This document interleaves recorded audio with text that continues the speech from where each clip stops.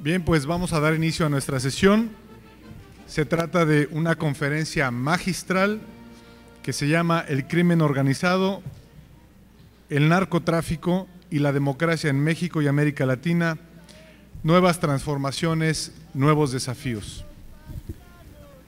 Es para mí un privilegio, pero también un gusto, un placer estar aquí moderando esta mesa porque nos acompaña hoy una persona muy querida y respetada en la academia mexicana, pero también en la academia norteamericana, yo diría en la academia latinoamericana, que es el doctor Bruce Bagley, un intelectual muy serio, muy profundo sobre las relaciones de Estados Unidos y Latinoamérica.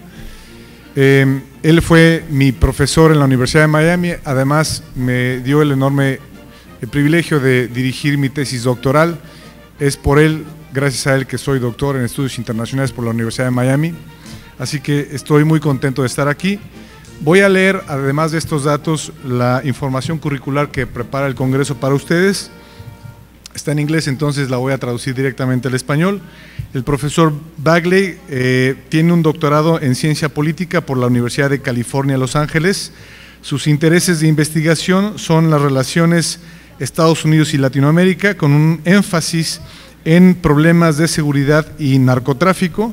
Desde 1991 a 1995 sirvió como o prestó el servicio de director asociado de la Escuela de Graduados de Estudios Internacionales en la Universidad de Miami. Previo a su nombramiento en la Universidad de Miami, fue profesor asistente de Política Comparada y Estudios Latinoamericanos en la Escuela de Estudios Avanzados de la Universidad Johns Hopkins. Algunos de sus recientes publicaciones, entre sus múltiples publicaciones, tiene un libro coordinado con el doctor Jonathan Rosen, que se llama La economía política de Colombia a inicios del siglo XXI, de Uribe a Santos y más allá. Tiene otro libro también coordinado con Jonathan Rosen, que se llama Narcotráfico, crimen organizado y violencia en las Américas hoy en día. Por favor, únanse conmigo a darle una bienvenida al doctor Bruce Bagley.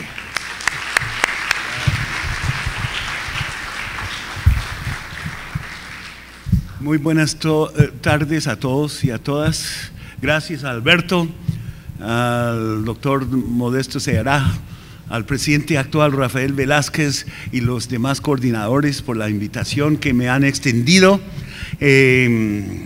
a exponer algunas ideas que tengo sobre la evolución del crimen organizado y el narcotráfico en América Latina y en México. Obviamente en una hora no hay tiempo suficiente para tocar todos los temas que valen la pena, entonces he dividido mi presentación en 5 grandes temas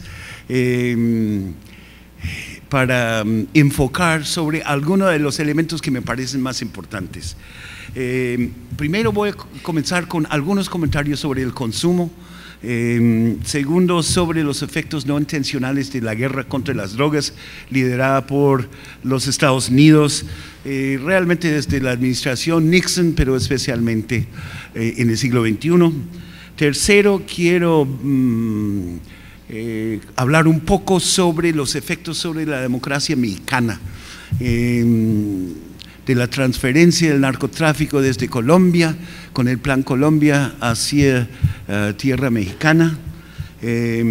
Luego quiero entrar a caracterizar algo de la evolución del narcotráfico, de las organizaciones criminales involucradas en el narcotráfico aquí en México, para finalizar con algunos comentarios muy breves sobre la democracia en América Latina en general. Si hay tiempo voy a levantar algunas críticas a las políticas norteamericanas al final, pero vamos a ver si hay tiempo suficiente.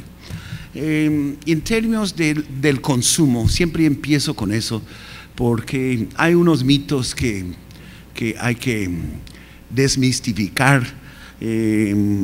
Para comenzar, está muy claro que los Estados Unidos es el mercado más grande del consumo de drogas ilícitas en el mundo. Los Estados Unidos gasta por lo menos 150 mil millones de dólares al año en el consumo de marihuana, cocaína, heroína y varias otras drogas, ¿no? Sintéticas, especialmente éxtasis, metanfetaminas, PCP y otros. Sin duda es el mercado más grande del mundo, pero no es el único mercado. Y muchos que han dicho que si los gringos no fueran tan adictos a las drogas, no habría problema de las drogas en México, se equivocan, porque no es cierto. El segundo país consumidor de cocaína en el mundo, ¿saben cuál es? Es el Brasil. El tercero es Argentina. El cuarto es España. Y esto es como mentir con estadísticas, porque si tomamos colectivamente a la Unión Europea, los países de Europa Occidental son el segundo mercado de cocaína en el mundo, segundo solo a los Estados Unidos. Los Estados Unidos consumen alrededor de 350 toneladas métricas de cocaína al año. Esto se ha mantenido estable durante más de 15 años, casi 2 décadas ya. Ha aumentado el consumo en Europa, pagan 3 veces lo que se paga en los Estados Unidos por gramo, por onza, por 8-ball, por tonelada métrica, lo que quieren. Entonces el mercado de más rápido crecimiento en el mundo para el consumo de la cocaína no es los Estados Unidos, sino Europa. Los Estados Unidos han recortado su consumo de cocaína, incluyendo crack, la cocaína fumable, en la mitad en los últimos 2 décadas. Esto se nota muy poco. No es para disculpar a los Estados Unidos o decir que no tiene una corresponsabilidad bastante grande en todo esto, pero pensar que si fuera a desaparecer mañana, si fuera a esfumarse mañana el mercado de drogas ilícitas en los Estados Unidos, el mundo no tendría un problema, que México no tendría todavía un problema de crimen organizado y de narcotráfico, es una falsedad. Hay que entender que el consumo se ha globalizado. El problema es un problema global y tenemos que dirigirnos a este problema de manera global. No pensando que son los mexicanos que cruzan, ¿no?, la frontera cargando la marihuana, como ha dicho nuestro famoso presidente, que realmente son el problema. Esto es un absurdo, es una afirmación falsa, no tiene nada que ver con la realidad que vivimos. Construir un muro no va a parar este proceso. Si llego a la parte final con suficiente tiempo, vuelvo a la administración Trump y los problemas que tenemos en los Estados Unidos frente a las políticas de drogas o antidrogas. Pero sin entrar más en detalle, quiero que esté claro que el problema del consumo es mundial. Ya hemos visto una extensión del consumo por todos lo largo y lo ancho de América Latina. Ya tenemos problemas serios de consumo en casi todos los países y van creciendo en todo el hemisferio, de Canadá a Argentina, del Río Bravo hasta Patagonia, sin lugar a dudas. Segundo punto, también muy rápido, es que hay efectos no intencionales de la guerra contra las drogas, tal como la ha dirigido los Estados Unidos, en realidad a lo largo del siglo XX, desde la aprobación del Harrison Act de 1914, cuando se ilegalizaron las drogas, todos los opiáceos y la cocaína en los Estados Unidos. Por eso yo escribí un artículo hace rato que se llamaba La nueva guerra de los 100 años, porque tenía la esperanza que después de 100 años, de 1914 a 2014, dejáramos la tarea tan quijotesca de intentar controlar el abastecimiento de las drogas y que nos dedicáramos al problema del consumo en los Estados Unidos. En realidad ya empezamos este proceso con Obama, no lo hemos terminado. Hay una inversión de las políticas norteamericanas, pero hemos hecho algo de progreso en términos de controlar las drogas como la cocaína fumable. Hay una epidemia, un boom, si quieren ponerlo así, del consumo de los opiáceos, especialmente de las pastillas oxycodone, y OxyContin, también de la heroína cuando no están disponibles las pastillas.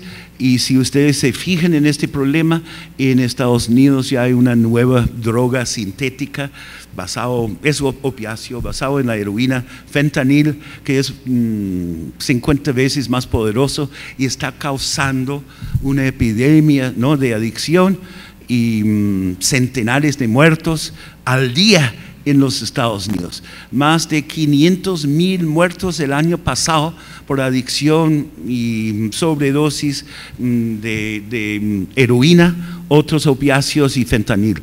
Tenemos un problema serio que crece en los Estados Unidos. Es el problema de los opiáceos, no es ahora la cocaína, aunque obviamente los Estados Unidos mantiene, ¿no?, el récord olímpico de consumo de cocaína también. ¿Cuáles son los efectos no intencionales de la guerra de las drogas? Yo identifico en mis escritos 3, los voy a mencionar muy rápidamente porque quiero entrar en los problemas del crimen organizado y la democracia, que me parece el meollo del problema que enfrenta México y que enfrentan varios países de la región. Pero de estos 3, el primero es el efecto globo, lo que llamamos en inglés the balloon effect, que es cuando se cultiva en una zona un cultivo ilícito, ¿no? Puede ser marihuana, puede ser hoja de coca, puede ser amapola, y al reprimir su cultivo en una zona de un país, se expande, ¿no?, la zona de cultivo a otras regiones del mismo país. Esto en Colombia ha sido la tendencia. Colombia tiene 32 departamentos, se concentraba el cultivo de la coca en unos 5 o 6, ya se encuentra el cultivo de la coca en todos los 32 departamentos del país. Este efecto globo no se limita a Colombia. En el año 1985, Perú cultivaba 85% de toda la hoja de coca en el mundo. Bolivia, 25% de toda la hoja de coca. Estamos hablando de 90%. Colombia, Brasil, ¿no?, un poco Ecuador, cultivaban menos de 10%. Para el año 2005, por las presiones en los Andes Sur, especialmente en Perú y Bolivia, la intervención de Fujimori, ¿no?, lo demás, Banzer de Bolivia, ya Colombia cultivaba más de 90% de la hoja de coca, se redujo, ¿no?, la cuota que se cultivaba en Perú y en Bolivia a una tasa realmente baja o casi ínfima. Vuelve a ganar después de Plan Colombia, 2000 a 2010, el primer lugar Perú. En el año 2013, Colombia recupera la corona en 2015 y Colombia en este momento es el país que más cultiva hoja de coca en el mundo. Uno puede decir que uno de los efectos no intencionales de la guerra contra las drogas en la región andina es trasladar el cultivo de la hoja de coca de los Andes Sur hacia el norte, hacia Colombia, y otra vez devolver la pelota hacia los Andes Sur, y ya hemos visto en una tercera encarnación que Colombia recupera, ¿no?, el primer lugar. Esto no es ganar la guerra contra las drogas, pero en Estados Unidos los que se encargan dicen: ve el triunfo que hemos, ¿no?, logrado en Colombia. Hemos reducido, ¿no?, durante el Plan Colombia, con $10,000 millones invertidos por los Estados Unidos en asistencia, hemos reducido el área bajo cultivo. Se redujo por un periodo de 5 años o menos y Colombia volvió. En este momento, Colombia ha duplicado sobre el año pasado. De 2015 a 2016, en 50% el área bajo cultivo. Este año 2017 se estima que va a ser otro 50%. En el año 2018 y 14 a 15 era 50%. Colombia está creciendo en forma exponencial en términos del cultivo de la coca, en parte por el proceso de paz que ha dejado la dispersión aérea, en parte por varias otras razones, especialmente por el repunte del precio en el mercado internacional, la creciente y continua demanda en Europa para la cocaína andina. Ese efecto globo se limita al cultivo. Muchos lo confunden con otros efectos no intencionales, pero se limita al cultivo. Hay un segundo efecto. Cuando hay intervención por parte de los gobiernos o locales, nacionales, o por parte de instancias internacionales como los Estados Unidos, hemos visto cambios fundamentales en las rutas usadas para contrabandear las drogas de la región andina hacia el gran mercado norteamericano. Si ustedes ven el problema, cuando Fujimori intervino con la política de derribar aviones temprano en los años 90, dejaron de producir la coca en el Alto Huallaga y se transfirió paulatinamente hacia los llanos orientales de Colombia y otras regiones, especialmente la costa pacífica. En ese sentido, en vez de transportar la pasta básica del sur hacia laboratorios localizados en Colombia, ya empezaron los colombianos a cultivar la hoja de coca. Por eso llegaron a más de 90% en el año de la hoja de coca cultivada en el mundo en el año 2005. Ya con la presión del Plan Colombia, que arranca en 2000, termina con la salida del presidente Uribe Vélez en 2010, después de 2 periodos presidenciales, vemos que el Plan Colombia había aplastado, por lo menos en parte, el cultivo de la coca en Colombia y se devolvió al sur. Eso quiere decir que se desarrollaron nuevas rutas. En vez de pasar a Colombia, a los laboratorios, y las nuevas rutas por el corredor del Pacífico, por Centroamérica y territorio mexicano, se devolvió una parte al sur. Lo que quedaba en Colombia se transfería no por parte de carteles colombianos, sino por la entrada de carteles mexicanos. Es ahí donde ustedes ven, ¿no?, realmente el gran auge de la actividad de las organizaciones criminales. Ya venía desde antes en México, desde el año 2000, desde el arranque, si quieren decirlo así, del Plan Colombia, pero ya para el año 2000 ustedes vivían una guerra cruenta, una guerra ensangrentada, ¿no?, de lucha en contra del narcotráfico en crecimiento aquí en México. Vuelvo a ese tema porque es bien importante, pero México se vuelve principal ruta, especialmente, ¿no?, después de las guerras de los años 80 que abrieron Centroamérica al narcotráfico, especialmente durante los años 90 y la primera década de los 2000. Esta proliferación de rutas ha sido una constante en la guerra contra las drogas, no intencional, porque transfiere la ruta principal de un país a otro, de un lugar a otro. Lo que hemos visto a lo largo de los últimos 25 a 30 años es movimiento hacia Colombia en cuanto al cultivo, hacia el sur.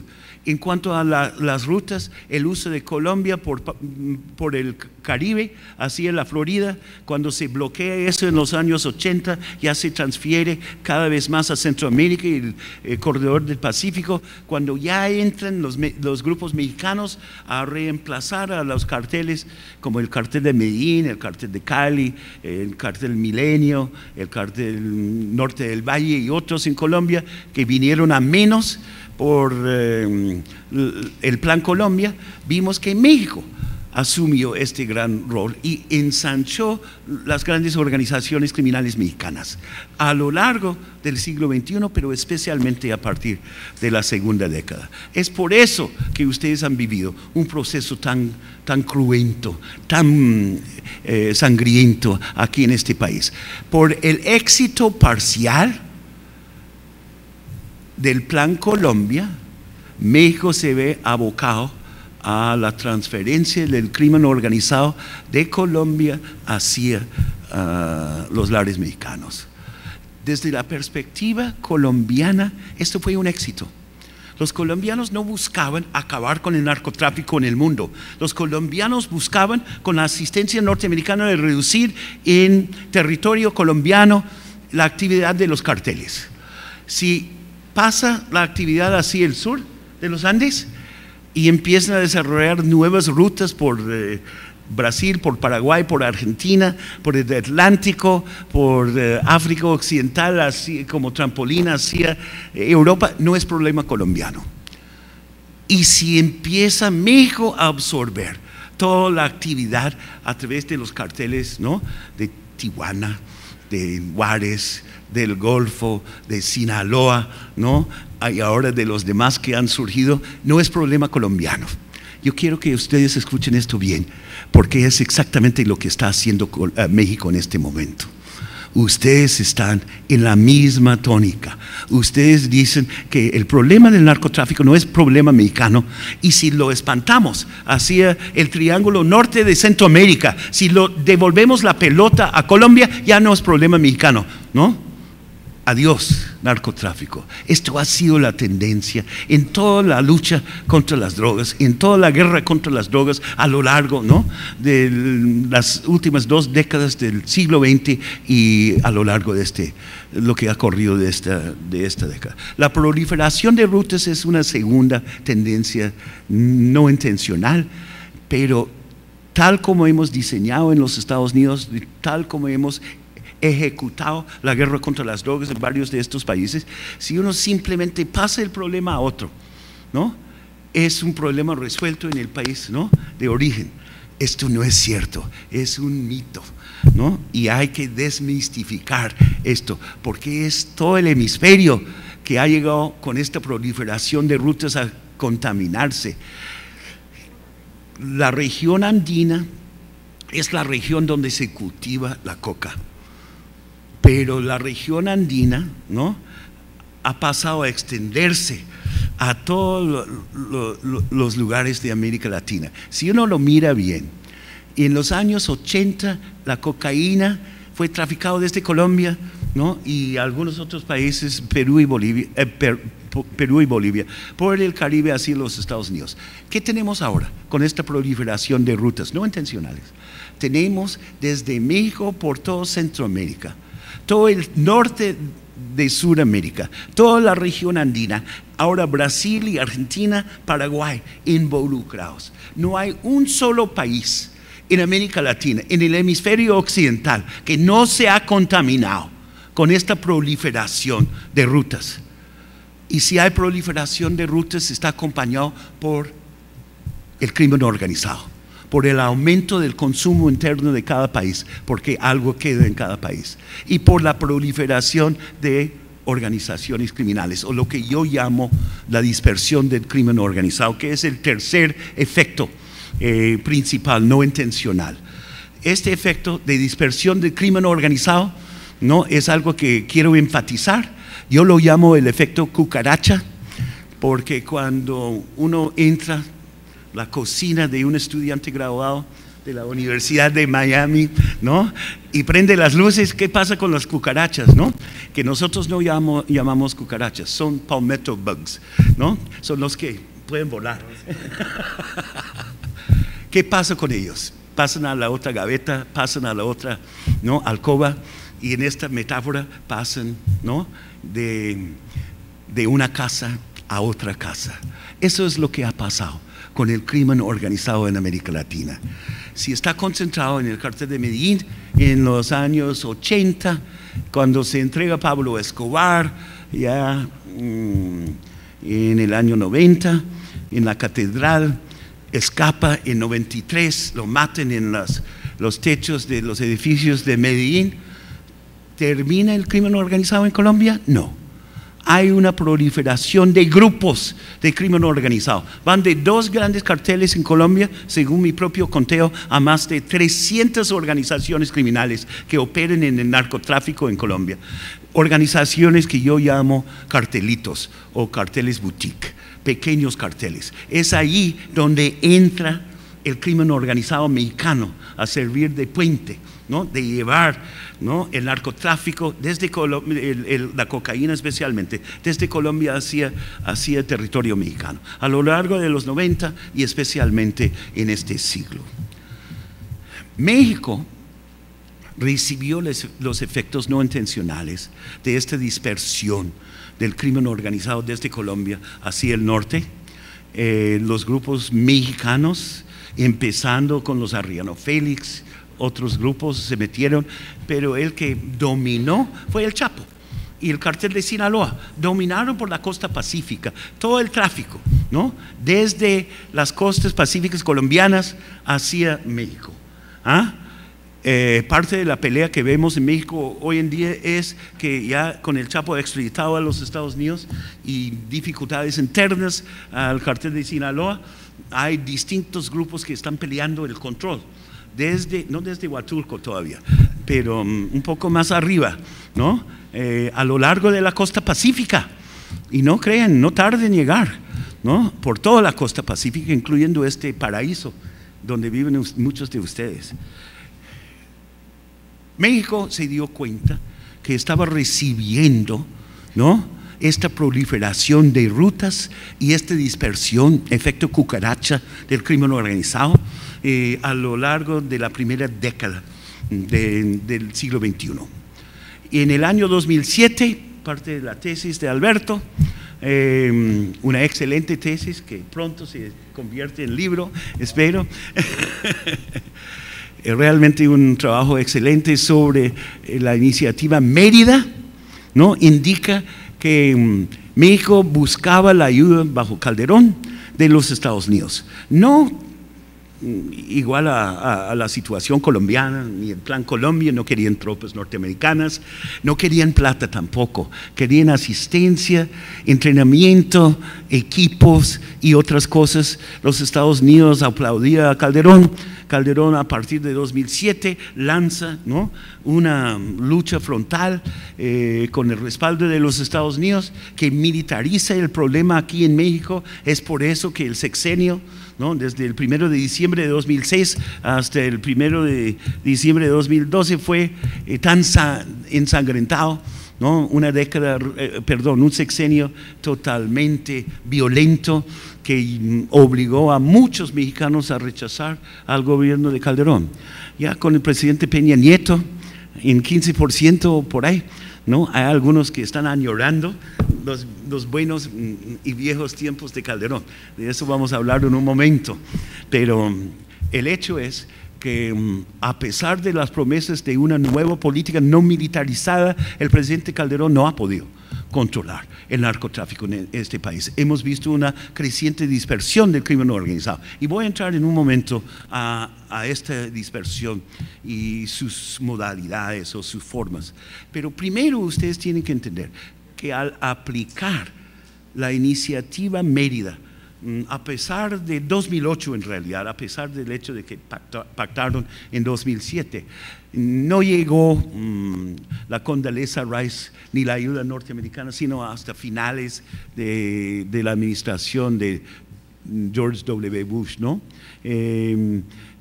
Fue continuada, ¿no?, esta ayuda norteamericana a través de la iniciativa Mérida a lo largo de los 2 periodos de Obama, 2009 a 2017, comienzos de Trump. Trump ha cambiado el juego completamente, pero continuidad entre el republicano Bush y demócrata Obama, precisamente por las peticiones de México. Pero una intromisión, si quieren llamarlo así, una injerencia distinta a lo de Colombia. ¿Qué pasó? El crimen organizado en México, que había crecido a lo largo del siglo XXI, empieza a sentir, ¿no?, la presión del gobierno de Calderón, de la militarización de la inteligencia aumentada, los nuevos equipos de radar, todo lo demás, ¿no? que llegaron a la Fuerza Aérea, especialmente al Ejército, a la Marina en México. Es por eso que la Marina no ha sido tan activo, porque han sido dotados de estos nuevos equipos de manera privilegiada. ¿Qué pasa en México? Vemos una tendencia hacia la fragmentación del crimen organizado en México, tal como lo habíamos visto en Colombia una década antes, ¿no? Una década y pico antes. Esta fragmentación ha llevado, ¿no?, a los 2 arrestos grandes y la extradición final del Chapo y las divisiones que hemos visto en Sinaloa. Pero antes de eso, cayó el cartel de los Arellano Félix, cayó Tijuana, cayó Juárez, cayó el Golfo, o sea, el Cárdenas, ¿no? La brecha entre los Zetas, que eran guardaespaldas en muchos sentidos, o mercenarios, y el Golfo creció cuando extraditaron a Ociel en 2007 y empezó a informar, a sapear sobre lo que pasaba, ¿no?, en el cartel del Golfo, para conseguir unas mejores condiciones y una reducción de sentencia en los Estados Unidos. Rebelaron los Zetas, abrieron una guerra frontal en contra del Golfo. En el medio de todo esto, y hay muchos otros, los Beltrán Leyva, ¿no?, el crecimiento de nuevas organizaciones en Guadalajara, la Resistencia, y luego Jalisco Nueva Generación, en Michoacán, ¿no? Ustedes conocen la historia igual que yo. Una paulatina fragmentación de los grandes grupos bajo la lupa, la presión del gobierno norteamericano y el gobierno mexicano. ¿Qué pasa? Hay un efecto no intencional, ¿no?, de la dispersión del crimen organizado a la inversa. En vez de quedarse completamente en México, buscan paraísos, ¿no?, más seguros en Centroamérica. México empuja, en parte, el crimen organizado basado en México, Sinaloa, Zetas, otras organizaciones hacia Centroamérica. ¿Por qué se vuelve tan violenta el Triángulo Norte de Centroamérica? Honduras, El Salvador y Guatemala. Precisamente porque los grupos como Sinaloa, como los Zetas, Sinaloa por la costa pacífica y los Zetas por la costa caribeña atlántica, buscan asegurar nuevas bases en países como Honduras, Alto Verapaz, etcétera, en Guatemala y en El Salvador. ¿No? Se asocian en parte con las pandillas MS-13, Barrio 18 y otros, ¿no?, con familias mafiosas locales, y empiezan a aprovechar la falta de institucionalidad en el norte de Centroamérica, resultado pues de la guerra contra los contra de los años 80 y la pobre transición hacia la democracia que vimos en Centroamérica a lo largo de los 90. Fueron expuestas los grupos criminales, las organizaciones criminales mexicanas encontraron, ¿no?, un paraíso en el norte de Centroamérica. Esto se volvió cada vez más sangrienta, ha obligado a una migración gigantesca de jóvenes que no pueden sobrevivir, mujeres y hombres, ¿no?, hacia los Estados Unidos. Esto ha provocado a un presidente como Trump, ¿no?, a empezar a hablar de muros, ¿no?, como si esto fuera una solución a los problemas que vive Centroamérica. Obviamente no lo es. Pasan por territorio mexicano, llegan a la frontera sur de los Estados Unidos, frontera norte de los Estados Unidos, buscando seguridad personal, buscando una mejor vida. Esta presión no va a aumentar porque acaba de recortar la ayuda norteamericana a Centroamérica el presidente Trump, y en el año entrante el presupuesto va a ser aún peor. Él quiere construir un muro, reducir la ayuda en Centroamérica sin atacar el problema del narcotráfico. Es una solución sin pies ni cabeza, ¿no?, que no tiene ningún sentido, ninguna lógica interna, ninguna coherencia, pero apela a varios segmentos de la población norteamericana. De eso hablamos en un momento. No para la dispersión ¿no?, del crimen organizado a la inversa, el efecto cucaracha a la inversa. No para en Centroamérica, se devuelve también a Colombia.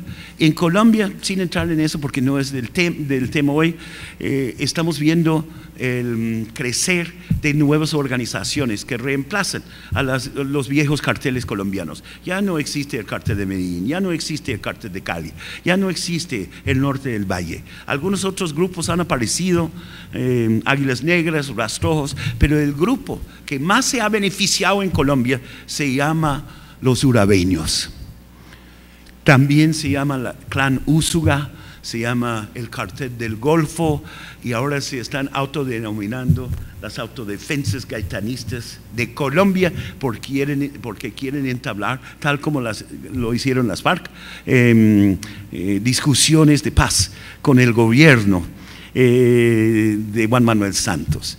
Santos no acepta eso, está persiguiéndolos en una operación que se llama Armageddon, ¿no? No han podido capturar a los grandes jefes de los urabeños que ya controlan toda la costa pacífica colombiana, desde Urabá hasta Buenaventura, hasta Tumaco, hasta Guayaquil, y en la costa, ¿no?, Esmeraldas de la provincia de Esmeraldas del Ecuador. Ellos controlan toda la costa. Hemos visto algunos de los enfrentamientos más ensangrentados en Buenaventura y otros lugares, precisamente porque se están tomando, ¿no?, ese territorio para controlar el flujo saliendo de Colombia. Ya están peleando toda la frontera con Venezuela. En Venezuela han surgido dos organizaciones relativamente nuevas: el Cartel de los Soles, que está controlado por la Guardia Nacional y unos elementos del ejército, encabezado por Diosdado Cabello, uno de los brazos derechos del presidente Maduro y anteriormente del presidente Chávez. Ha surgido una segunda organización que se llama el Cartel de la Guajira, que es de la Policía Nacional, porque la Policía Nacional venezolana no está contenta con la tajada que recibe de la Guardia Nacional y del Cartel de los Soles. Entonces han habido enfrentamientos entre el Cartel de la Guajira y el Cartel de los Soles por la frontera de Colombia, que es completamente porosa, ¿no? Pasa la cocaína colombiana hacia Venezuela y por el Atlántico hacia Europa, África Occidental y Europa, y pasa todo el contrabando de Venezuela por la frontera hacia Colombia, ¿no? Es más rentable en este momento contrabandear víveres, gasolina, ¿no?, que está subsidiado en Venezuela, cuesta 20 pesos, 22 pesos, 22 bolívares, perdón. En Venezuela cuesta $4 en Colombia.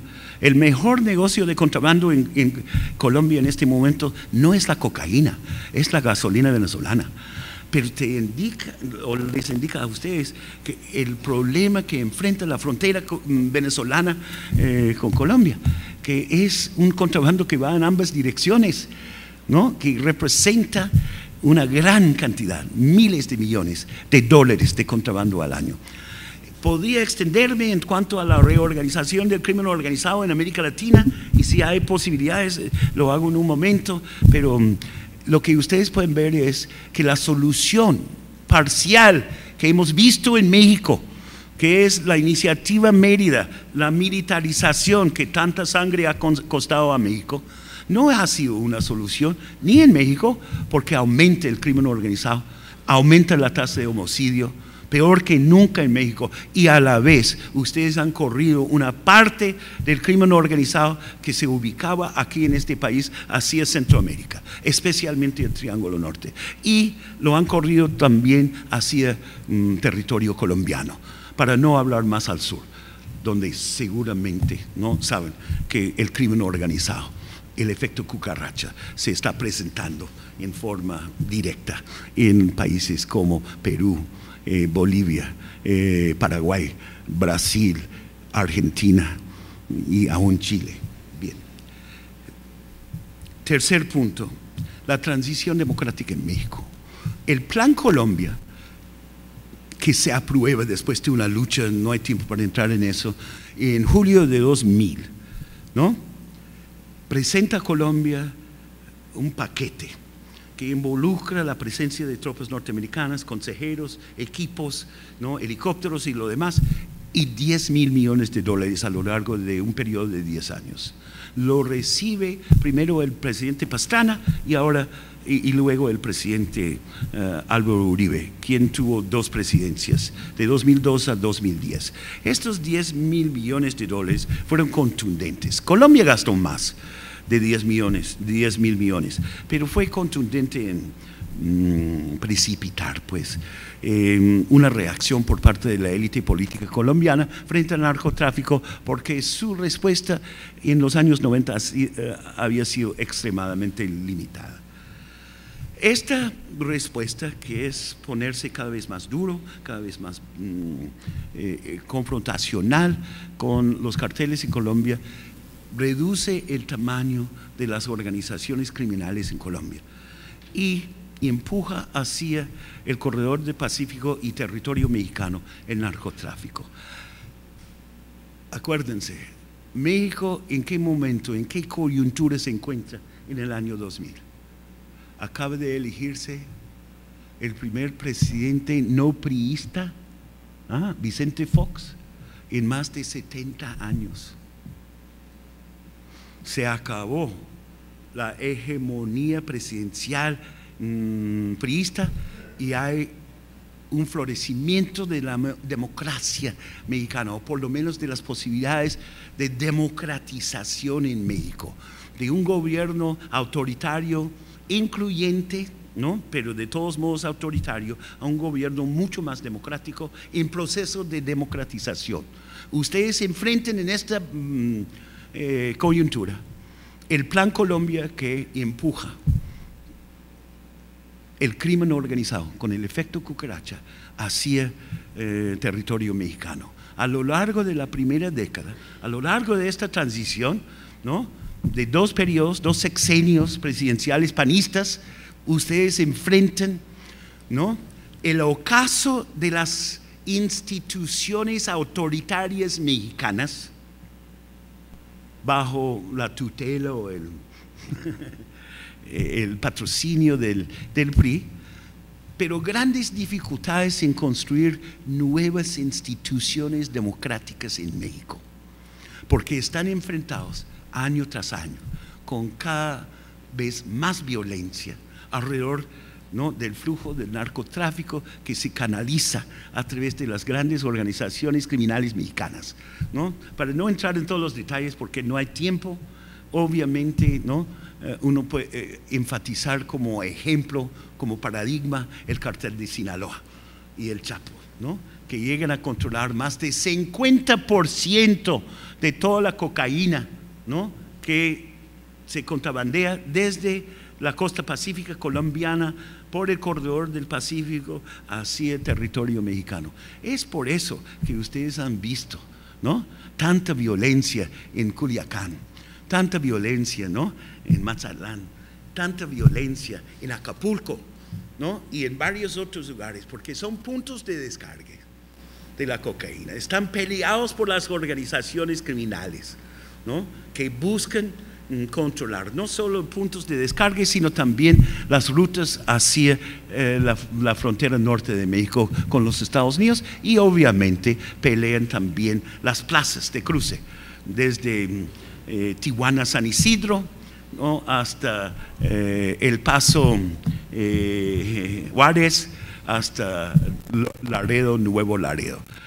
Esta lucha sangrienta que ustedes han visto por toda la frontera norte de México tiene que ver con estos efectos que hemos visto no intencionales, ¿no?, donde México se mete de lleno no solo en las drogas ilícitas tradicionales como la marihuana, que está cada vez más reemplazado por el cultivo lícito en los Estados Unidos, mientras que ustedes mantienen el cultivo ilícito aquí, algo que no va a durar mucho. Y por el otro lado, amapola, ¿no?, morfina, heroína, que se exporta. México produce alrededor de 2% del abastecimiento mundial de heroína, pero abastece más de 80% de la heroína consumida del río Mississippi hacia el occidente de los Estados Unidos, hacia la costa pacífica norteamericana, California, ¿no?, hasta St. Louis. Colombia produce 1.5% de la amapola, heroína en el mundo, menos heroína que México, pero abastece casi toda la costa oriental de los Estados Unidos. Los Estados Unidos intervino en Afganistán en el año 2001, como ustedes seguramente han estudiado. Ya llevamos la guerra más larga de nuestra historia en Afganistán.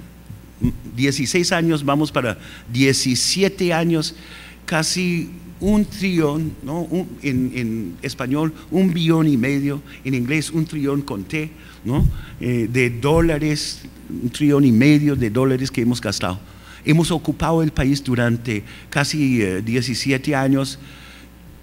Afganistán es el país que produce 93% de la heroína disponible en el mundo. México es un pequeño actor, un pequeño, ¿no?, productor, pero abastece el mercado norteamericano de heroína en el oeste de los Estados Unidos, mientras que Colombia abastece el mercado en el este o la parte oriental. ¿Esto qué efecto ha tenido sobre el crimen organizado en México y sobre la democracia en México? Yo les digo que ustedes han enfrentado el peor de todos los mundos. Con el empujón desde la región andina y el Plan Colombia, ustedes reciben, ¿no?, una inyección de cocaína, ¿no?, en el crimen organizado mexicano. Crece el crimen organizado mexicano, reemplaza a las grandes organizaciones criminales colombianos como Medellín, Cali, Norte del Valle, ¿no?, y fortalece las organizaciones criminales en México, Sinaloa en particular, el Golfo, los Zetas y otros. Cuando hay golpes en contra de estas organizaciones, en vez de resolver el problema del crimen organizado en México, lo que ustedes hacen es fragmentar, ¿no?, las organizaciones criminales. Algunos elementos se van otra vez a Centroamérica o a Colombia para ocuparse del negocio, pero los que quedan en México pelean sobre el control de los puntos de descargue, de las rutas de transporte y de las plazas, ¿no?, de contrabando hacia los Estados Unidos. Han utilizado todos los instrumentos posibles, especialmente a nivel local, que ha socavado, ha erosionado sistemáticamente, ¿no?, la integridad de la policía en la medida que existía a nivel local en México. También ha afectado la policía a nivel estatal y han tenido por lo menos 3 reorganizaciones en los últimos 10 años, 15 años de la policía a nivel federal. ¿Por qué?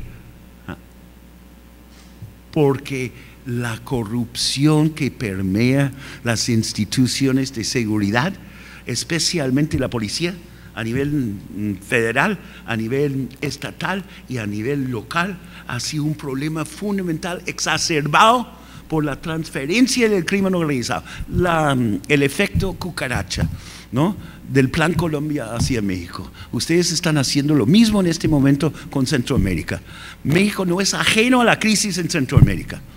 Ustedes que estudian las relaciones internacionales, me pregunto, o les pregunto a ustedes, ¿qué hace México por Centroamérica en este momento? ¿No tiene ninguna responsabilidad? ¿No tiene nada que ver México? Han habido una retórica, ¿no?, unos discursos y una retórica, pero en realidad la situación se empeora. ¿Cómo han tratado a los inmigrantes centroamericanos en México, en territorio mexicano?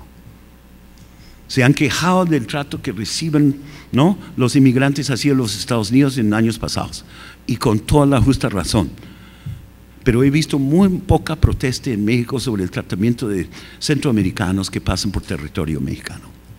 Pero es parte del problema, no es un problema de México, no es un problema de Centroamérica, no es un problema de Estados Unidos ni de Colombia, es un problema hemisférico y global.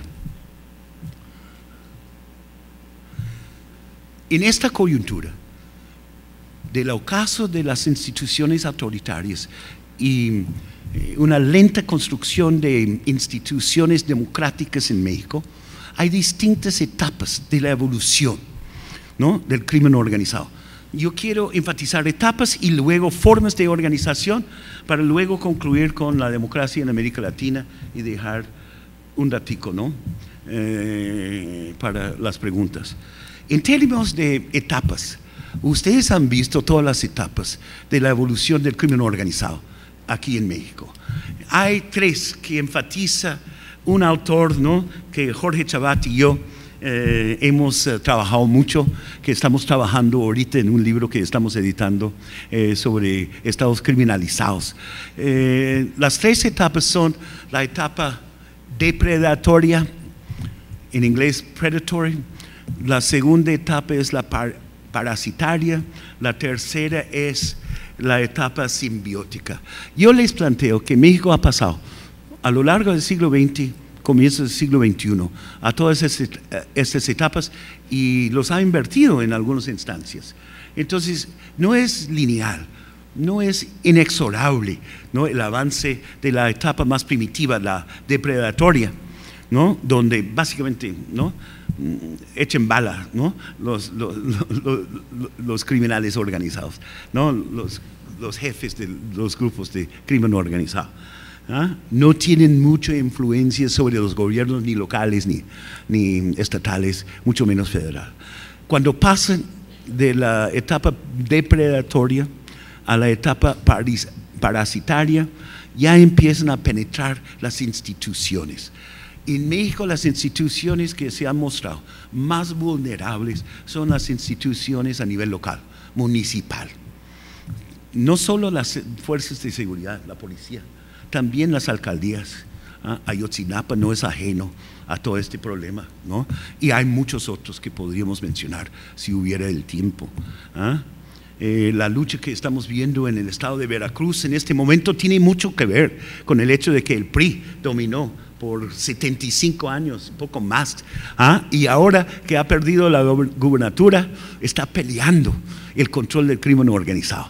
Se ha vuelto tan peligroso que un amigo nuestro, Jorge Rebolledo, quien es profesor en el Colegio de Veracruz, durante años no ha podido salir de noche por el peligro, ¿no?, que vive de los tiroteos en capital del estado de Veracruz. Por favor, los ejemplos son infinitos. ¿Cuál es el punto? Los eslabones más vulnerables, ¿no?, en México han sido a nivel local, pero no para ahí. Ustedes han visto estados enteros, ¿no?, que han pasado de la etapa parasitaria, donde penetran algunos estamentos, algunas instituciones, a la etapa simbiótica, ¿no? El estado que es ejemplo de eso, aquí lo conocen todos, es Michoacán, donde el estado de Michoacán cayó en manos primero de la familia michoacana, luego de los caballeros templarios, con la reacción de los autodefensas, ¿no? O los vigilantes, lo que quieran llamarlos, y hemos visto una simbiosis entre gobierno estatal, incluyendo gobernador, y el crimen organizado. Esta es la etapa, la simbiótica, que es la más difícil, ¿no?, de atacar, porque cuando empiezan a proponer reformas, a veces dicen que sí, retóricamente, pero no hacen nada, no aplican la ley. ¿Qué ha tocado aquí en México? Ocupar el estado natal de Felipe Calderón. Ustedes ocuparon 8 estados y 10 grandes ciudades mexicanas durante Calderón con el ejército, porque no podían controlar esta simbiosis, ¿no?, que existía entre gobierno o local o estatal. Por eso muchos han dudado del mando único como solución. El mando único es bueno si hay una supervisión por parte del Estado y el gobernador de las localidades, pero si el gobernador también tiene la mano en la masa. ¿Cuántos gobernadores mexicanos ya están en la cárcel o están pendiendo juicio? Una docena por lo menos, y les digo que hay más, ¿no?, que deben estar ante la corte. En ese contexto, entonces, estas 3 etapas, la depredatoria, pasan a la parasitaria, pasa a la simbiótica.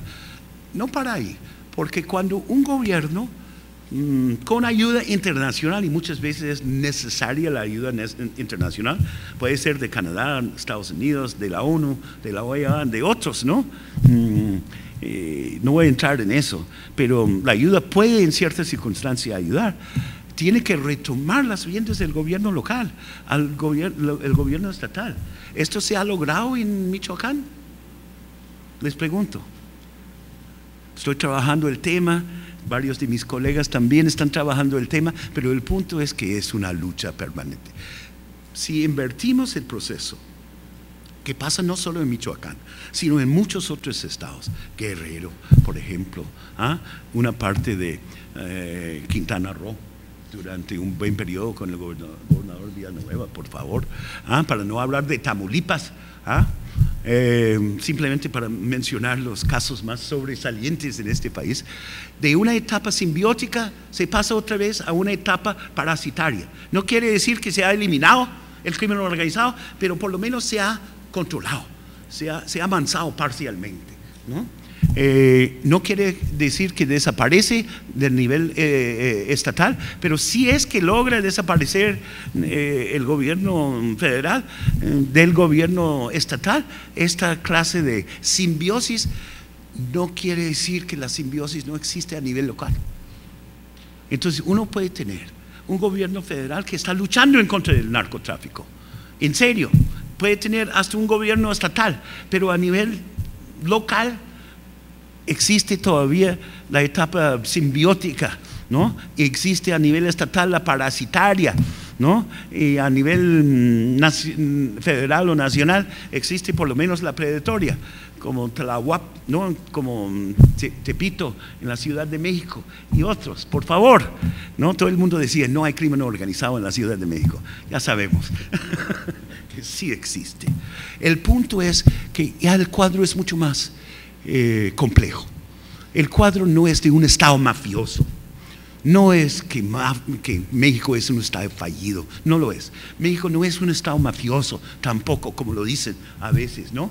O un estado, ¿no? Enfrentado con la insurgencia, como decía la Hillary, equivocadamente en años anteriores.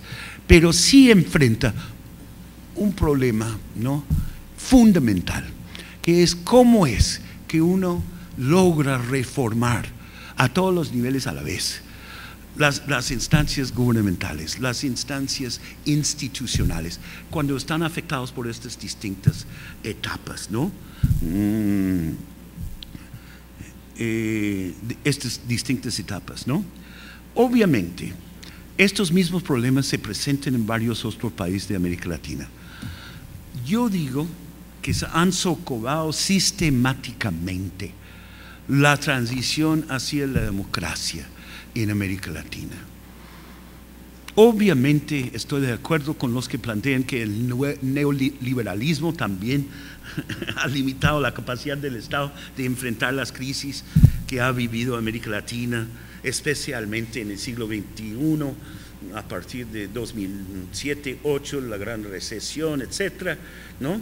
Pero muchos se han despreocupado del problema del crimen organizado que fomenta la penetración o a nivel simbiótica o a nivel parasitaria, ¿no? De las instancias del gobierno a nivel federal o nacional, a nivel estatal y a nivel local. No solo en México, ni tampoco solo en Colombia, donde se presenta el mismo problema. Los urabeños son organizaciones sucesores del paramilitarismo colombiano. Se desmontó el paramilitarismo formal en Colombia entre 2005 y 2007 con la Ley de Justicia y Paz. Escribí un libro sobre el tema, pero no se desmontó, no se desmanteló en Colombia. Lo que hicieron fue incrustarse a nivel local, municipal en Colombia. Y el gran crecimiento de los urabeños, del clan Úsuga, ha sido desde sus raíces en Urabá, en la costa norte de Colombia, donde comenzó las Autodefensas Unidas de Colombia en los últimos, pongamos, 10 años, de 2007 a la fecha. Brasil, Temer está en tres puntos de favorabilidad. lo han llevado, ¿no? 2 cargas para enjuiciarlo ante el Congreso, y 2 veces el Congreso ha dicho que no lo enjuician. Pero eso no quiere decir que con Petrobras, con Odebrecht, con el gobierno corrupto del Brasil, que no están agarrados de la mano del crimen organizado y del crecimiento del narcotráfico y del consumo de cocaína y de otras drogas ilícitas del Brasil. Guatemala es un país donde he pasado mucho tiempo últimamente, 5 veces en el último año. El presidente anterior, Otto Pérez Molina, y su vicepresidente Valdetti, ¿no? Están en la cárcel ahora por corrupción. Jimmy Morales está acusado de corrupción, y el Congreso, que es de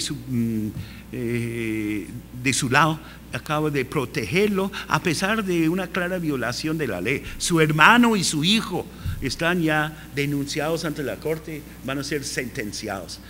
Centroamérica no encuentra un presidente fuera de Costa Rica, ¿no?, que no haya sido untado por el narcotráfico, por la corrupción. Y tengo que enfatizar, la corrupción institucional y el narcotráfico y el crimen organizado agarrados de la mano. Eso quiere decir que está bajo peligro la transición hacia la democracia. Si ustedes miren Latino Barómetro y otras fuentes, claramente hay muchos en América Latina quienes dicen que si esto es lo que nos produce la democracia, no queremos la democracia, ¿no? Preferimos gobiernos más autoritarios, sino dictatoriales. En ese contexto hay mucho más que decir sobre la democracia. Paso al último punto para dejar campo para preguntas. Yo creo que los Estados Unidos tienen una gran responsabilidad, ¿no?, en este escenario que estoy describiendo y analizando. No solo en el efecto globo, no solo en el efecto proliferación de rutas, no solo en el efecto cucaracha, sino en sus actuaciones domésticas en años recientes. Primero, los Estados Unidos desde 1914 adoptó una política prohibicionista. Ha fracasado completamente la política prohibicionista. Muchos en América Latina dicen, ¿dónde están los grandes capos norteamericanos? No hay grandes capos. Ustedes vieron las películas de Coppola y están en los años 50 todavía. Lo que hemos hecho en los Estados Unidos es fragmentar el crimen organizado. Si me mencionan una ciudad, les puedo decir cuáles son los grupos de crimen organizado que dominen en cada ciudad: en Miami, en San Francisco, en Nueva York, ¿no?, en Chicago y los demás. Hay una fragmentación del crimen organizado. No quiere decir que no hay crimen organizado en los Estados Unidos, sí lo hay. Y nosotros hemos llenado nuestras cárceles. Hay 2.3 millones de reos, de prisioneros en el sistema penitenciario norteamericano en este momento. Hay otros 6 millones que acaban de salir bajo fianza, bajo parole, como lo decimos, bajo perdón, ¿no?, en español. Son más de 8 millones de norteamericanos en una población de 320 millones que han pasado por el sistema carcelario en los últimos 10 años. Y obviamente hay un recambio permanente de la población del sistema penitenciario. Hemos fallado en cuanto a control del consumo en varias de las drogas heroicas. La epidemia de la heroína, de oxicodone, de fentanil que tenemos en este momento, que está matando a tanta gente, ¿no?, es un ejemplo que hemos fallado. Pero hemos reducido en la mitad el consumo de la cocaína, y al reducir la cocaína ignoramos las demás drogas, que ha sido un problema que ha plagado las políticas norteamericanas. Tenemos que reforzar el sistema de control de consumo, tenemos que reformar nuestro sistema de prisiones, porque simplemente son escuelas avanzadas del AMPA en los Estados Unidos. Pero hay varias otras cosas frente a México y frente a América Latina que han fallado en la política norteamericana, ¿no? Una parte de eso tiene que ver con el control de las fronteras. Hay solo 8 carriles que cruzan. Nosotros hasta recientemente, hasta Obama, no controlamos, ¿no?, ni vigilamos lo que salía de los Estados Unidos y salían contenedores llenos de billetes, ¿no?, de verdes, que pasaban por Lázaro Cárdenas hacia Buenaventura y Tomaco y más al sur. Tenemos que hacer mejor en eso. No controlamos las armas ligeras. No quiero entrar en un debate sobre la segunda enmienda. Esto no se va a cambiar, bien o mal. Es parte, ¿no?, de nuestro folclore, de nuestra historia mítica norteamericana. Lexington y Concord, ¿no?, los que salieron con sus armas a batallar en contra de los ingleses, ¿no?, es parte de la historia norteamericana. Pero es ilegal en los Estados Unidos exportar armas por la frontera mexicana a terceros. Uno lo puede comprar, debemos controlarlos mejor, y esto es apenas, ¿no?, lo mínimo que debemos pedir. No controlamos el lavado de dinero, no controlamos, ¿no?, la salida de armas, y no compartimos información con México, en parte por corrupción, en parte por sospechas, dificultades que se van empeorando en este momento con el presidente Trump. No tengo mucho tiempo, entonces en términos muy resumidos, yo creo que el presidente Trump y su procurador general, su attorney general, Jeff Sessions, están invirtiendo las tendencias que vimos en los Estados Unidos de liberalización de las políticas antidrogas, de abandono del modelo prohibicionista. Hay 8 estados que han legalizado el consumo de marihuana. Hay 29 que han legalizado la marihuana medicinal, ¿no? Esto es apenas un comienzo porque no ataca el problema de las drogas heroicas, pero el Attorney General Jeff Sessions dice que debe ser ilegal la marihuana en todos los Estados Unidos y va a entrar a pelear con los estados sobre los derechos estatales de adoptar medidas más liberales frente al consumo de marihuana. Ustedes deben mirar con cuidado eso, porque va a ser, ¿no?, una confrontación entre el poder judicial y a nivel federal y el poder, ¿no?, y autonomía judicial a nivel estatal. 2 o 3 otras cosas. Tampoco, ¿no?, a construir un muro va a parar eso. Entre más, ¿no?, demanda hay en los Estados Unidos para eso, más, ¿no?, nuevas innovaciones vamos a ver en las formas de contrabando. El muro no para nada. Y estos, ¿no?, pesadillas que tiene Trump, que hacen los mexicanos a tirar, ¿no?, bultos de marihuana o de cocaína por el muro, no tienen ninguna base empírica, son simplemente falsedades, ¿no?, para agudizar los problemas étnicos, anti-inmigrante, anti-mexicano, anti-musulmán, anti-negro que estamos viendo de esta administración. Y finalmente, a mí me parece la cosa más ilógica del mundo pensar que Trump va a entrar a desmantelar o abandonar Telecan. Crear dificultades económicas en México simplemente va a aumentar, ¿no?, las presiones sobre la frontera, ¿no?, y la búsqueda de trabajo en los Estados Unidos. No creo que lo haga, a pesar de las amenazas y su estilo de bocón y bravucón, ¿no?, pero la mera amenaza me parece una amenaza sin pies ni cabeza, sin ninguna lógica económica, ni para los Estados Unidos, ni para México, mucho menos para Canadá. En ese sentido, todas las políticas anti-mexicanos que ha planteado el presidente Trump no ayudan para solucionar los problemas graves del crimen organizado y del narcotráfico, más bien los van a agudizar. Muchas gracias.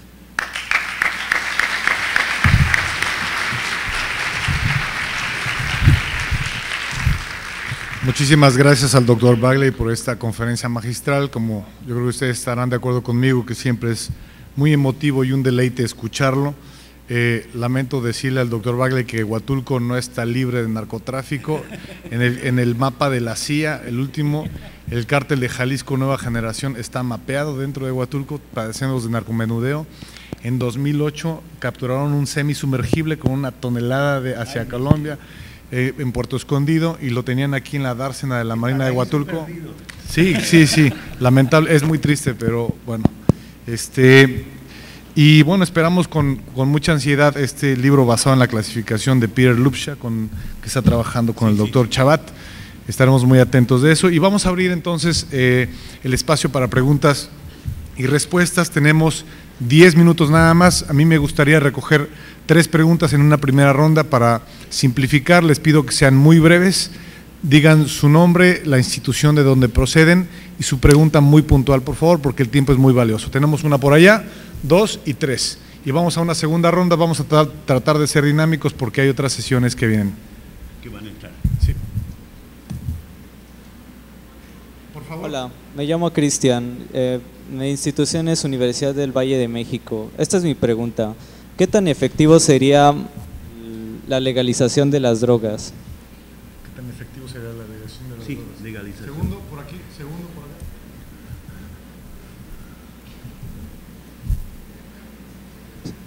Buenas tardes, mi nombre es Francisco Javier Juárez, soy de la Universidad Autónoma de Guerrero. Mi pregunta, son 2 preguntas. La primera es con lo que mencionaba el doctor de que Estados Unidos… Sí, con lo que mencionaba que Estados Unidos constantemente está interviniendo en los países de Centroamérica para poder erradicar este problema de delincuencia organizada. Y en el caso particular, mencionaba usted lo de los capos estadounidenses, pero ¿qué está haciendo Estados Unidos para prevenir todas las adicciones que tiene dentro de su país para poder erradicar ese problema? Y la otra, ¿cuáles serían cuáles serían las medidas que debería de tomar en este caso México para poder erradicar un problema que sea generalizado en todo el país? Gracias. Si pueden checar el micrófono en voz alta, la tercera por aquí. Mi nombre es Francisco González, vengo de la Facultad de Ciencias Políticas de UNAM. Mi pregunta es, si cree que va a ser efectivo lo acordado en la Conferencia de Seguridad y Prosperidad de Miami para el combate al narcotráfico. ¿Si cree que va a ser qué? Efectivo, lo efectivo. acordado en la Conferencia de Miami. Bueno, siempre preguntas buenas y fáciles, ¿no? Si funciona la legalización, es un debate para ahora. Mire, para un congreso. Yo digo que 2 cosas. Ha fracasado la guerra contra las drogas, ya llevamos más de 100 años en eso. No podemos seguir intentando prohibir, porque la prohibición no nos ha funcionado. Tenemos un problema por todo el hemisferio occidental, se ha dispersado por todos los Estados Unidos. Tenemos que intentar nuevas soluciones. Una parte de la solución tiene que ser reducir la ganancia, ¿no? Porque es la ganancia que es el locomotor detrás, ¿no?, de los mercados ilícitos, del crimen organizado, de su capacidad de penetrar y corromper las instituciones gubernamentales a todos los niveles. Entonces yo abogo por la legalización de la marihuana. Creo que para el año 2025 vamos a tener la mitad de los estados de la Unión Norteamericana, unos 25 que han legalizado. Va a haber una gran pelea con el gobierno de Trump si Sessions intenta controlar los derechos no estatales de aprobar eso. Vamos a ver, pero yo creo que es inexorable, porque tantas familias han sido afectadas, tantos han visto sus jóvenes, sus adolescentes, ¿no?, sus 20 algo mandados a la cárcel, y una vez que tengan un récord de felonía en los Estados Unidos, reincorporarse a la sociedad es extremadamente difícil. No es tan fácil aquí tampoco. La legalización de las drogas heroicas, cocaína, heroína, mucho más difícil, va a tomar mucho más tiempo.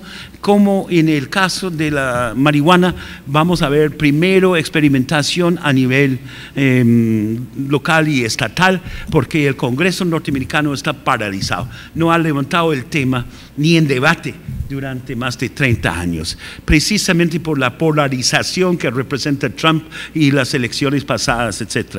Entonces yo creo que básicamente favorezco la legalización, pero no es una panacea, ¿no? La legalización combinado con tratamiento, rehabilitación, educación y prevención y varios otros políticas que podría mencionar, podría ya reducir sustancialmente. Ejemplos como Portugal existen, han sido muy exitosos. Yo creo que hay varios lugares en los Estados Unidos que han tenido mucho éxito también, especialmente con el crack. Pero este problema no va a desaparecer. Pero es esencial que eliminamos la ganancia ilícita, porque eso es lo que motiva a la gente al crimen, ¿no? Y a la penetración y corrupción de las instancias gubernamentales. Entonces, no es panacea, pero abogo por la legalización. México va a tener que legalizar la marihuana. Perdóname, no es un gringo dando consejos a México indebidamente, pero ustedes enfrentan la situación de que California va a ser uno de los grandes productores de marihuana. Y si México mantiene ilegal la marihuana, ustedes van a tener que importar de California. Y de mejor calidad, seguro. Y va a ser una inversión del balance de pagos, del balance comercial, que no puede aguantar México, especialmente si colapse el Telecán. No más.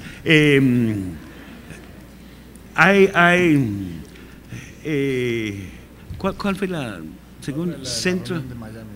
Sí, la reunión de Miami, no. Mire, es mucha retórica, no creo que produzca soluciones. Hubo discursos muy lindos, pero el hecho es que el gobierno norteamericano no pone la plata, los recursos que debe poner. Si no hay lana, no hay avances, ¿no? Eso por un lado. Y por el otro lado, es contradictoria la política norteamericana en este momento. Trump no es coherente, no sabe, ¿no?, mucho sobre este tema, y esto de plantear que vamos a reducir la ayuda a Centroamérica a la vez que, ¿no?, construimos el muro y buscamos desestabilizar el peso mexicano y el Telecán, va a producir más, no menos, énfasis sobre corrupción y crimen organizado. Entonces no tengo mucha fe en esa conferencia. Soluciones mexicanas, sí hay soluciones mexicanas, pero las soluciones mexicanas no pueden dirigirse simplemente a las drogas. Ustedes tienen que dirigirse al problema de la corrupción institucional de que padece este país. Y es fundamental. Yo tengo varias recomendaciones, ¿no? Como un gringo normalmente no están muy bien recibidos por los mexicanos, pero la rendición de cuentas, accountability, es fundamental al sistema político en cualquier país. Hay poco accountability en México, por eso ustedes tienen una epidemia de corrupción.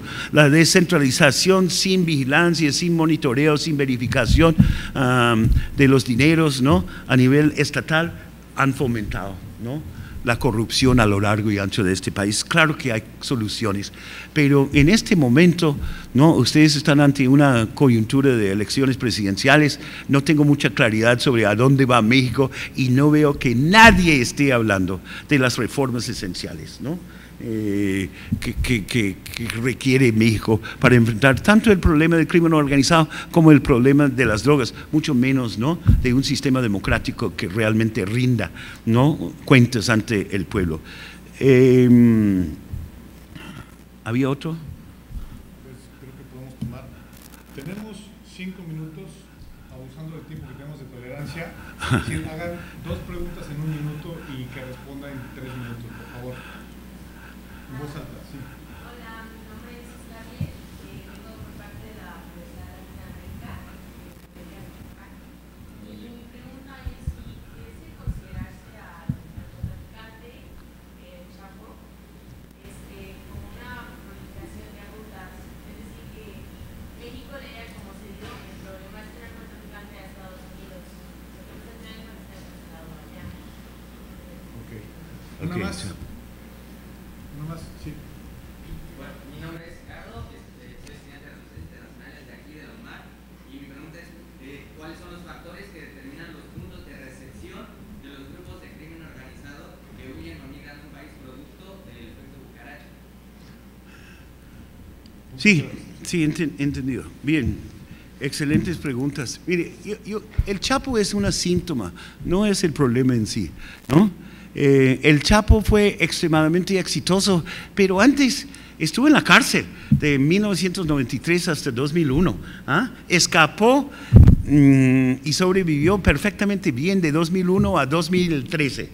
Lo encarcelaron en 2014 y luego en 2015 finalmente lo extraditaron. La extradición del Chapo no soluciona el problema del cartel de Sinaloa, mucho menos del narcotráfico. Básicamente aumenta la tendencia hacia la fragmentación y, dicho sea de paso, de la confrontación y violencia entre grupos criminales en México. La extradición del Chapo, yo escribí un memo al gobierno mexicano diciendo que ustedes deben encarcelar al Chapo, enjuiciarlo, pero no pueden dejarlo escapar. Y luego de enjuiciarlo, mandarlo a los Estados Unidos, para que los Estados Unidos lo enjuicien y tienen que encarcelarlo por 60 años, ¿no? Y cuando, si es que sobrevive, lo devuelven, ustedes lo pueden encarcelar por el resto de su vida, pero pagan los gringos, ¿no? Por el Chapo y no México. México no me hizo caso, lo mantuvieron en la cárcel hasta que el famoso túnel que es imposible de concebir sin corrupción monumental, por favor, ¿no? Entonces escapa el Chapo, es el peor de todos los mundos, porque obviamente demuestra la corrupción, la incapacidad del sistema judicial mexicano, ¿no? de las instancias del Ejecutivo, y finalmente lo extraditan. Entonces, es una lección el caso del Chapo. Hasta que México arregle su propio sistema judicial y la aplicación de la ley aquí, ¿no?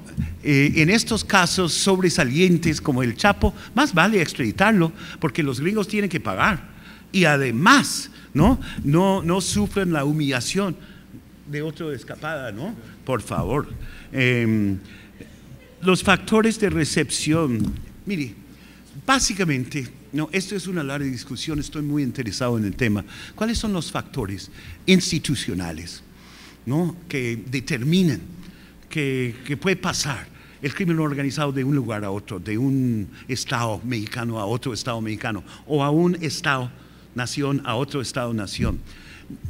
Hay varios factores, creo que son fundamentales, pero es la fortaleza o la integridad de las instituciones, ¿no?